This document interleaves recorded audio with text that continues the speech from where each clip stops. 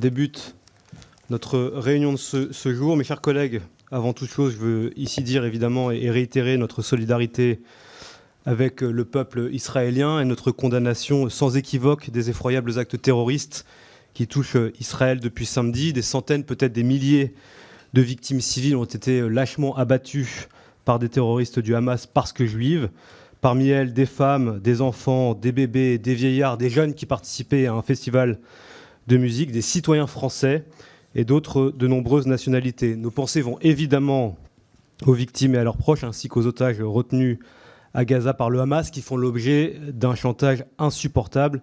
Et je veux évidemment redire dans ce moment tragique que nous sommes aux côtés des familles endeuillées et de toutes les victimes de ces attaques barbares, et que nous sommes tous animés par une volonté commune, ne laisser aucune place au terrorisme et créer les conditions d'une paix durable au Moyen-Orient. Je vous remercie.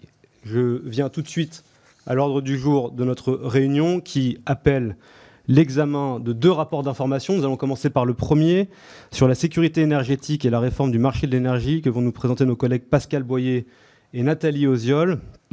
Sur ce sujet, nous avons un défi de court terme qui est notre compétitivité énergétique, et nous avons aussi à bâtir un modèle à moyen terme qui doit nous permettre d'aller vers la neutralité carbone à l'horizon 2050 en partant de modèles nationaux, comme vous le savez, au sein de l'Union européenne, qui sont extrêmement différents.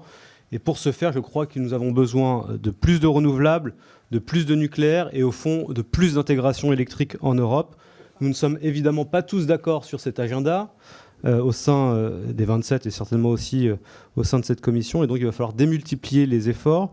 Je pense que c'est une véritable préoccupation et que ce serait une erreur historique de nous priver de nucléaire ou de ralentir les investissements en matière de nucléaire et d'innovation.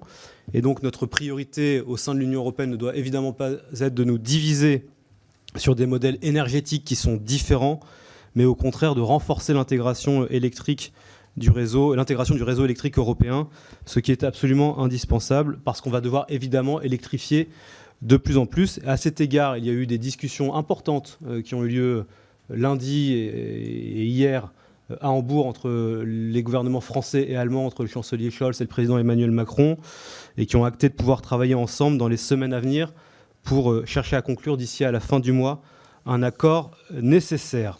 Voilà, donc sans plus attendre, je laisse la parole à nos collègues rapporteurs, en commençant par Pascal Boyer.